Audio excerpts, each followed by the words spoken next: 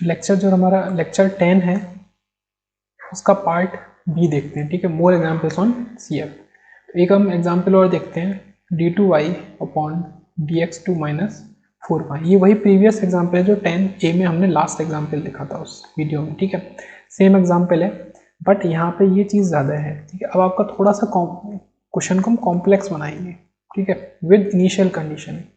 अब आपके जो सेमेस्टर में क्वेश्चन आते हैं 7 मार्क्स या फिर आपका गेट में आते हैं तो उसमें इनिशियल कंडीशंस होती हैं जिसकी वजह से आपका क्वेश्चन थोड़ा सा ट्रिकी लगता है, ठीक है। वरना सिंपल देखिए, अगर इक्वल टू 0 दे दिया तो आपको पता है पी तो होगा नहीं, तो आपको सिर्फ सी एफ निकालना है, तो वो क्वेश्चन तो बहुत ईजी हो गया। ओके, तो आपको वो तो मिलेगा नहीं। तो आपकी दो कंडीशंस हैं, D Y upon D X is equal to 1 and Y is equal to 0 at X is equal to 0, ठीक है। आपकी दो गिवन कंडीशन हो गई।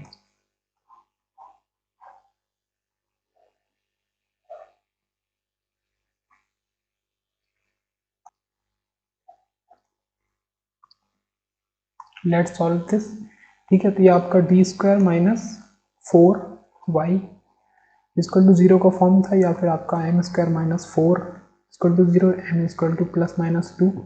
तो आपका जो सॉल्यूशन आया था प्रीवियस क्वेश्चन से वो हम डायरेक्ट लिख देते हैं, c1 e raise to 2x plus c2 e raise to minus 2x, ठीक है। अब यहाँ तक तो ठीक है, आप कहेंगे अब क्या करना है, अब तो इसके बाद का तो कोई आपको मेथड पता नहीं है। तो हम क्या देखेंगे, जो गिवन कंडीशंस हैं हमको गिवन क्यों दी हैं, क्योंकि उनको हमें यूज़ करना है, we have to use this given condition. अब यूज़ करने के लिए आपको डी वाई और डी एक्स का टर्म पता होना चाहिए। D Y upon D X तो कहीं दूर दूर तक नहीं है, तो आप इसको कर देंगे डिफरेंशिएट, ठीक है। आपको D Y upon D X ही तो चाहिए ना, तो आपने यहाँ से ले लिया D Y upon D X equal to 2 times c1 e raise to 2x minus 2, ठीक है। ये कोफिशिएंट, क्योंकि आप e के टर्म को डिफरेंशिएट करेंगे, differentiation of e raise to 2x, ठीक है, सेम होगा बट आपका कोफिशिएंट बाहर आ जाएगा। तो ये आपका 2 और ये minus 2, c2 equal to c2 e raise to minus 2x। अब ये आपका 1 है, ठीक है। ये इक्वेशन 1 ले ली मैंने, ये इक्वेशन 2 ले ली, एडिशनल चीजें डिलीट कर देते हैं,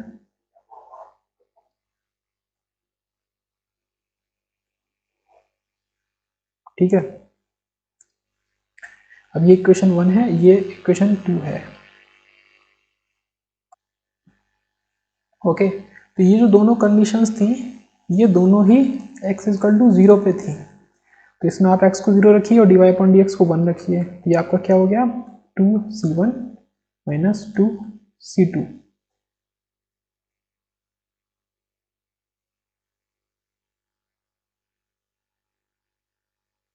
तो c1 माइनस c2 आ गया आपका 1/2, ये इक्वेशन 3। अभी इसका यूज करके हमें निकालना क्या है, हमको जनरल सॉल्यूशन निकालना है, पर्टिकुलर सॉल्यूशन। पर्टिकुलर सॉल्यूशन क्या होता है, जिसमें हम कांस्टेंट जो हमारे ये c1 c2 है, कुछ भी है c है, इसकी हम गिवन मतलब इसकी एग्जैक्ट वैल्यूज अगर हम रखते हैं तो हमारा वो पर्टिकुलर सॉल्यूशन हो जाएगा। तो particular solution against these given values, ठीक है। तो ये तो हमने एक चीज निकाल ली। अब हम क्या करें, ये हमने कंडीशन 1 रखी थी, ठीक, गिवन कंडीशन ये वाली। अब हम रखेंगे x equal to 0 and y equal to 0 ऑल्सो, तो उसको हम यहाँ रख देंगे, ठीक है, 1 में। इसको हमने 2 में रखा, इसको हम 1 में रखते हैं, ठीक है। तो इधर ही करते हैं, तो 0 equal to c1 plus c2, ठीक है। This will become 0, this will become 0, this will become 0। तो c1 इक्वल टू c2 है इक्वल टू 0। इसको मैं इधर लिखता हूँ,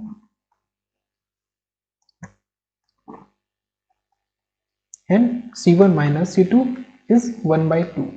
हम क्या कर लें, सिंपल ऐड कर लें, तो आपका 2 टाइम्स c1 इक्वल टू 1/2, तो c1 आपका आ गया 1/4, ठीक है। एकदम सिंपल था, कुछ नहीं था, आपको बस देखो ये काम हमने application of linear differential equation, ठीक है, लीनियर डिग्री लीनियर ऑर्डर वाले जो क्वेश्चंस देखे थे हमने वहां पे भी किया था, उसके एप्लीकेशन जो थे Newton's law of cooling and decay growth वाले केसेस में। तो जो गिवन कंडीशन होती है उसी से आपको जो इक्वेशंस आपकी निकल के आई हैं उनमें लगा के आपको सारे कॉन्स्टेंट्स की वैल्यू निकालनी है। जब सारे कॉन्स्टेंट की वैल्यू निकल आएगी तो सिर्फ एक अननोन वेरिएबल होगा, और फिर अगर आपको उसकी वैल्यू निकालनी है तो वो आप आसानी से निकाल सकते हैं। तो c1 1/4 आया, तो आपका c2 आएगा ओके, यहाँ से निकाल लेते हैं -1/4, ठीक है। C T equal to minus of C1, तो C2 आपका ये, C1 आपका ये। अगर आप रखें इसको इसमें तो y इजकल टू आपका C1 कितना है 1/4, तो 1/4 e⁻²x माइनस 1/4 e⁻²-2x। तो ये आपका कंप्लीट सॉल्यूशन आ गया, ये आपका कंप्लीट सॉल्यूशन आ गया। तो गिवन इनिशियल कंडीशन से देखो, पिछले क्वेश्चन में हम यहाँ तक पहुंचे थे हमको, लेकिन C1 C2 अननोन तो पता नहीं थे। अब इस क्वेश्चन में हमें कुछ भी गिवन कंडीशन दे दी, उसकी मदद से हमने इनको भी निकाल लिया, तो आपका जो फाइनल सॉल्यूशन है वो इस फॉर्म में आ गया। यहाँ पे कुछ भी अननोन नहीं है, ये आपका डिपेंडेंट वेरिएबल है y, जो कि डिपेंड कर रहा है इंडिपेंडेंट वेरिएबल x पे। जल्दी से एक एग्जाम्पल और देख लेते हैं, कॉम्प्लेक्स वाला। इसको चेंज किया 2d + 2 of y is equal to 0, तो ऑक्सिलरी इक्वेशन आई आपकी m² - 2m + 2 इजकल टू 0, ठीक है। fm को हमको अब रखना है 0 के इक्वल। अब यह आपका ऐसे तो सॉल्व होने से इसके फैक्टर नहीं होंगे, तो अब आपका जो सॉल्यूशन होता है -b ±√b² - 4ac, इसको मैं लिख दे रहा हूँ अगर कुछ लोगों को याद नहीं हो तो, ठीक है। 2a तो मैंने लिख दिया है।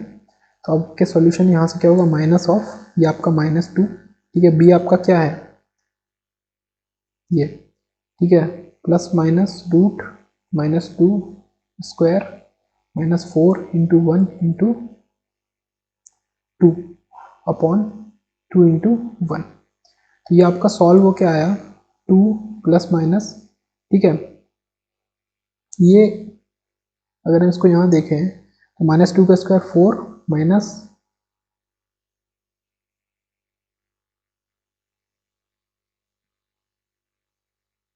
-8, तो ये √-4 आया, तो ये आपका कॉम्प्लेक्स फॉर्म बन गया। ये √-1/2, ठीक है। तो ये आपका 2 ± i 2 के फॉर्म में आ गया।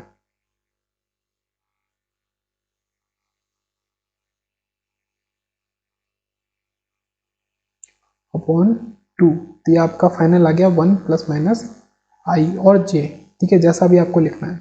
अभी इस फॉर्म में आया, अब आपको CF लिखना है इसका, जो कि होता है e⁻⁴x, ठीक है। ये सब तो हम याद कर चुके हैं, ठीक है। कॉम्प्लेक्स वाला जैसा ही आएगा तो आपके दिमाग में e⁻⁴x तो तुरंत आ जाना चाहिए ब्रैकेट के बाहर। ब्रैकेट के अंदर C1 cos βx + C2 sin βx, ठीक है।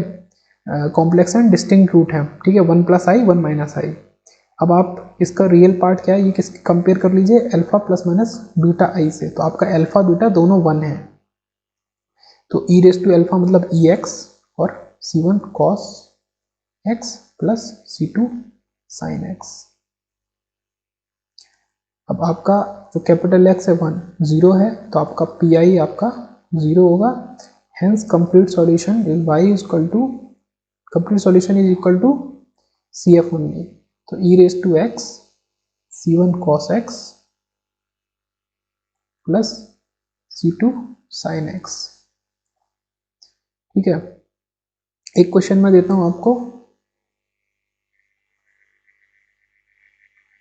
उसका आंसर आप लोग कमेंट में लिखेंगे अगर आप निकाल लेते हैं, या यस और नो लिखेंगे। तो d2y/dx2 + 2dy/dx + 2y, same question है, बस ये प्लस प्लस हो गया है। तो इसका आपको पूरा सॉल्यूशन y इक्वल टू के फॉर्म में निकालना है। तो एक एग्जांपल और देख लेते हैं, ठीक है, जिसमें combination of real and complex root होगा, ठीक है। तो सारी चीज़ देख लेते हैं जिससे कंफ्यूजन ना रह जाए।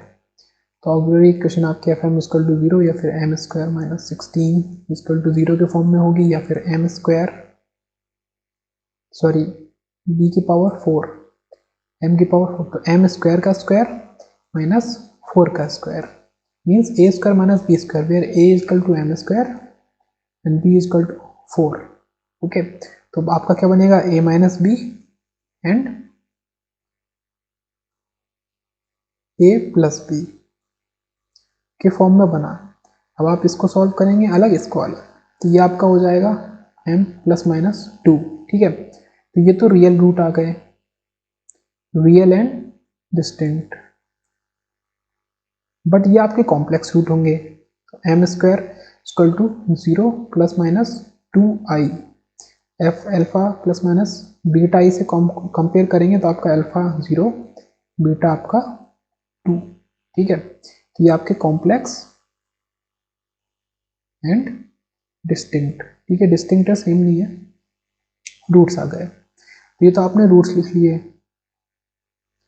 अब आपको सॉल्यूशन लिखना है, ठीक है। हम लिख भी लेते हैं, m1 equal to 2, m2 equal to -2, m3 equal to plus 2i, m4 equal to -2i। तो जो आपका CF होगा, मैं इसको ही कंप्लीट सॉल्यूशन लिख देता हूँ और इसको ही y इजकल टू लिख देता हूँ, ठीक है। तो y इजकल टू, अब आप यहाँ से शुरू करिए, तो रियल रूट के लिए आप क्या लिखते हैं, c1 e raise to root x, ठीक है, 2x जो भी रूट है, c2 equal to c2 into e raise to -2x। तो यहाँ तक तो सिंपल था।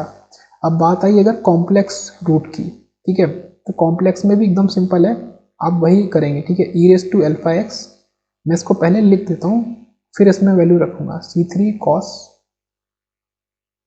Beta x plus c4 sign beta x.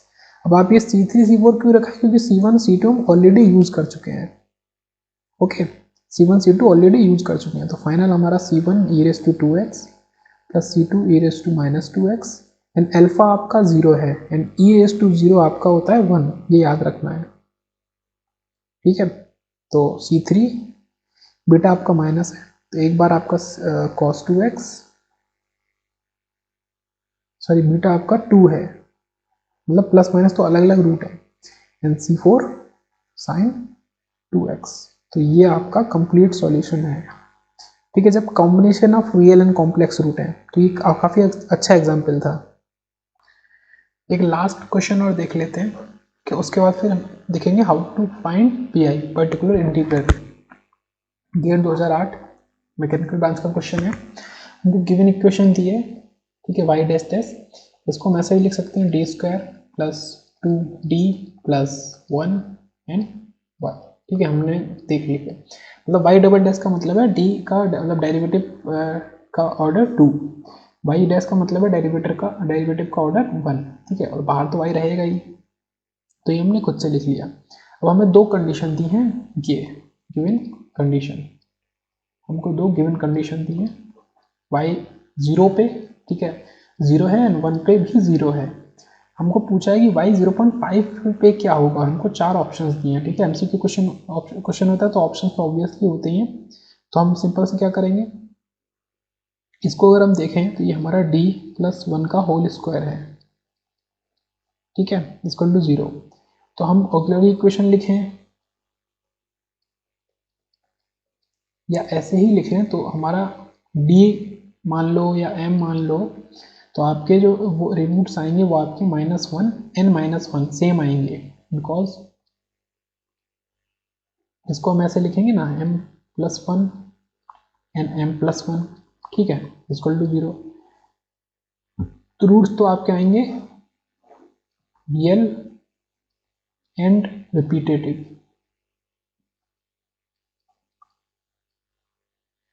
तो आपका जो सॉल्यूशन होगा, एंड ये इक्वल टू 0 था, ये इंपॉर्टेंट चीज़ थी, तो ये आपका होमोजीनियस इक्वेशन है, तो यहाँ से आपको पता है PI तो निकलेगा नहीं, तो जो आपका CF होगा वही आपका टोटल सॉल्यूशन होगा। तो CF आपका सीधे से आपको पता है C1 C2 इंटू एक्स की power e raise to m, आपका क्या है जो भी है -1 और x। तो यहाँ से आपका सॉल्यूशन तो आ गया, मतलब एक टोटल सॉल्यूशन आपका आ गया। अब यहाँ तक का तो काम हुआ, बट अगर हमें y ऑफ 0.5 निकालना है, मतलब कि हमें x, इसका मतलब क्या है कि x को 0.5 रख के और जो हमारा y जो इक्वेशन आई है ये हमारी जो भी वैल्यू देगा वो हमारा आंसर होगा, बट हमें C1 एंड C2 तो निकालने पड़ेंगे उसके पहले, ठीक है। मतलब मैं आपको बता रहा हूँ कि आपको C2 C1 C2 क्यों निकालने हैं, ठीक है, सही तरीके से, क्योंकि आपको इसमें x की ये वैल्यू रखनी है और x की क्यों वैल्यू रखनी है, क्योंकि आपको क्वेश्चन में दिया है।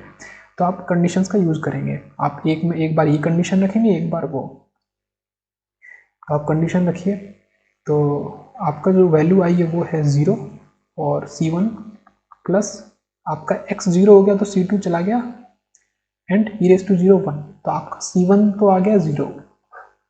ठीक है, आपका C1 0 आ गया तो आपकी इक्वेशन आई y equal to C2 x e raise to minus x। आप इसमें फिर से कंडीशन लगाइए कि 1 भी रखेंगे x तो भी आपका 0 आएगा। ठीक है, तो आप इसमें फिर से कंडीशन रखिए, तो 0 equal to C1 plus C2 e raise to minus. ठीक है, तो इससे आपका क्या आया, C1 आपका 0 था तो C2 आया आपका माइनस C1 और वो भी आपका आ गया 0। ठीक है, बोथ 0 आपके आ गए। बस आपका अब तो क्वेश्चन सॉल्व होने को ही है। तो आपका जो सॉल्यूशन जो जनरल फॉर्म बना वो आपका बना e raise to minus x